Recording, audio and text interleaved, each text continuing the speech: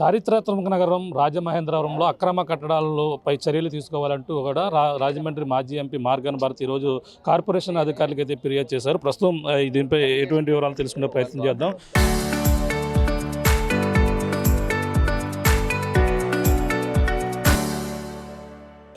Sir చెప్పండి, ఈ యొక్క రాజమహేంద్రవరంలో ఎటువంటి అక్రమ కట్టడాలు ఉన్నాయి, అటుపై చర్యలు ఏ విధంగా మీరు డిమాండ్ చేస్తారు? ఇప్పుడు స్థానికంగా రాజమండ్రిలో గౌతమి సూపర్ బజార్ బిల్డింగ్ అండి ఇది. ఈ బిల్డింగ్ ఇదివరకు ఖాళీ స్థలం ఉన్నప్పుడు స్థానికంగా అప్పుడు ప్రతిపక్షంలో ఉన్నారు వీళ్ళు. నేను ఎంపీ కింద ఉన్నప్పుడు రాజమండ్రిలో అతిపెద్ద కుంభకోణం జరిగింది. 5 కోట్ల కుంభకోణము, 300 గజాలు ఇచ్చిన దానికి పర్మిషన్, దానికి ఆ స్థలము వాళ్ళకి లీజ్కి ఇచ్చిన దానికి నాకు 5 కోట్ల రూపాయలు ఇచ్చారని చెప్పి ఈవీఎం ఎమ్మెల్యే ఊరు వాడ ప్రచారం చేశాడు. రైల్వే స్టేషన్లోను, బస్ కాంప్లెక్స్ల్లోను, కాలేజీల్లోనూ లక్షల పాంప్లెట్లు జలిపించాడు.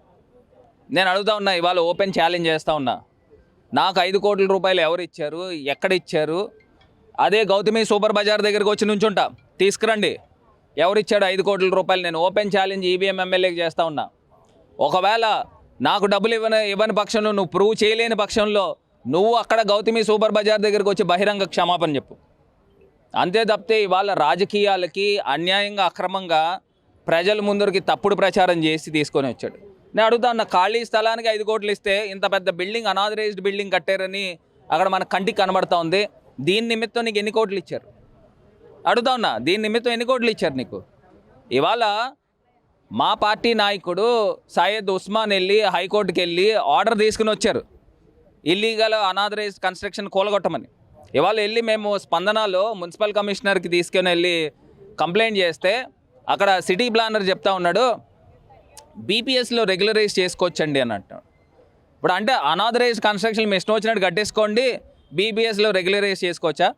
అక్కడ ఏ రకమైన సెట్ బ్యాక్స్ లేకోకుండా 17 అడుగులు సెట్ బ్యాక్స్ ఇచ్చారు.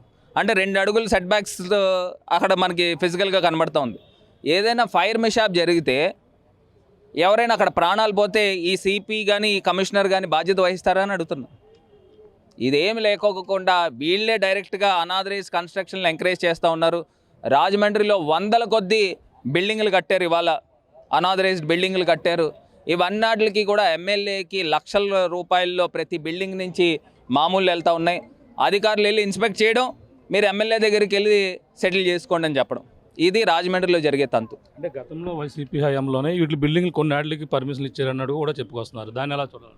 అదే అంటున్నా, ఇప్పుడు నిజంగానే కనుక జరిగితే మీరు ఉన్నారు కదా 2 సంవత్సరాల నుంచి, ఏం చేస్తున్నారు? గాడిదలు కాస్తున్నారా అని అడుగుతా ఉన్నారు. ఏం చేస్తూ ఉన్నారు? ఇవాళ ఈయన సిపి ఏం చెప్తున్నాడు అని అంటే, ఆ గౌతమి సూపర్ బజార్ యొక్క లీజ్ హోల్డర్ దగ్గర నుంచి వకాలత్ పుచ్చుకున్నాడు. వకాలత్ పుచ్చుకుని ఏమని అంటున్నాడు, బీపీఎస్లో రెగ్యులరైజ్ చేసుకోవచ్చండి, సెట్ బ్యాక్స్ లేకపోయినా పర్వాలేదండి, ఎక్స్ట్రా ఫ్లోర్ ఉన్నా మేము బీపీఎస్లో రెగ్యులరైజ్ చేస్తామండి. అతను పెట్టుకున్నాడో లేదో తెలియదు, తెలియకోకుండా వకాలత్ తీసుకుని మాట్లాడుతున్నాడు. అదే చిన్న వాళ్ళు ఎవరైనా ఒక చిన్న షెడ్ వేసుకుంటే వీళ్ళు బుల్డోజర్లు వెళ్ళిపోతాయి కూలగొట్టడానికి. ఇది పరిస్థితి. అంటే కోర్టును ఆశ్రయించి అన్నారు. కోర్టు ఎటువంటి గైడ్లైన్స్ స్టేటస్ కో మెయింటైన్ చేయమని ఇచ్చిందండి. దీనిపైన పూర్తిగా రిపోర్ట్ కోర్టుకి సబ్మిట్ చేయమని అంది. అప్పుడు కోర్టుకి సబ్మిట్ చేస్తే ఇక్కడ సెట్ బ్యాక్స్ లేవు, అది ఇదే చెప్తారా? బీపీఎస్లో రెగ్యులరైజ్ చేసామండి, బీపీఎస్లో రెగ్యులరైజ్ చేసుకోవడానికి ఎక్స్ట్రా ఫ్లోర్లు కట్టుకోమని చెప్తారా? వాళ్ళకి ఎన్ని ఉంటాయి? రాజమండ్రి మొత్తం కేంద్ర కొద్దీ ఉంటాయండి. మా నోటీస్కి వచ్చినాయే దగ్గర 38-40 బిల్డింగ్లు కనబడుతూ ఉన్నాయి. అండ్ నేను చెప్పే పెద్దవి, చెన్నై కాదు, కమర్షియల్ బిల్డింగ్లు లేకపోతే పెద్ద పెద్ద అపార్ట్మెంట్స్ నా నోటీస్కి వచ్చినాయి ఎన్ని ఉన్నాయి. అంటే ఒక్కొక్క బిల్డింగ్ సైజ్ బట్టి 5 లక్షల నుంచి 50 లక్షల దాకా కూడా తీసుకున్న సందర్భము ఈ ఈవీఎం ఎమ్మెల్యే దగ్గర జరిగినాయి అనేది ఆరోపణలు ఉన్నాయి. ఖచ్చితంగా ఇవన్నీ ప్రజాక్షేత్రంలో నిలబడతాం.